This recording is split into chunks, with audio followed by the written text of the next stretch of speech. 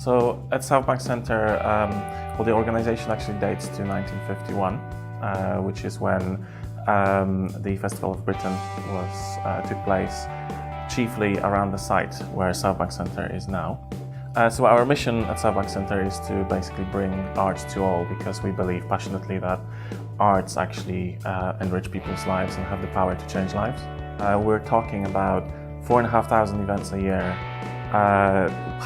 more than half of which are actually free. My role at the Southbank Centre is officially it's Events and Collection Systems Manager, and that kind of translates to being the custodian or the systems person for a number of key systems at Southbank Centre. And of course, Bynder is part of my remit, so the digital asset management part of my role revolves around Bynder.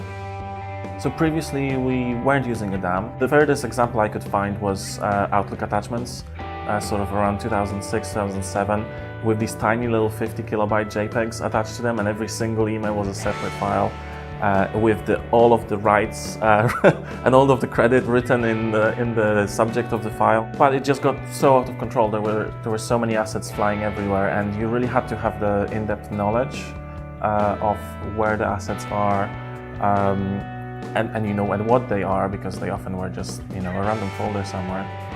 We signed Bynder in 2014 in December.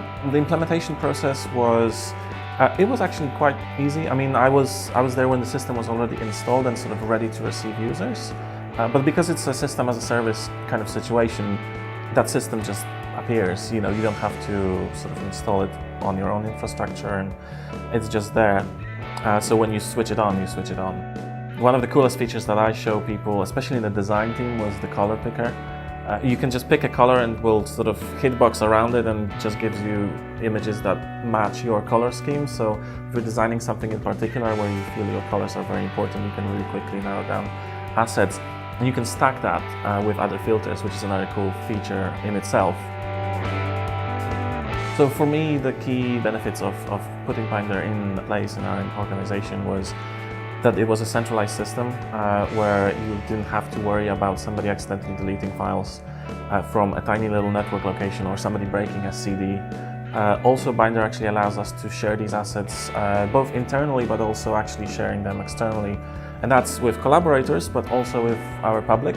So these assets for us, a lot of them are not just our company assets, they are public assets as well. We don't have to juggle these files around and move them to another hosting location where they can be miscatalogued or forgotten or lost.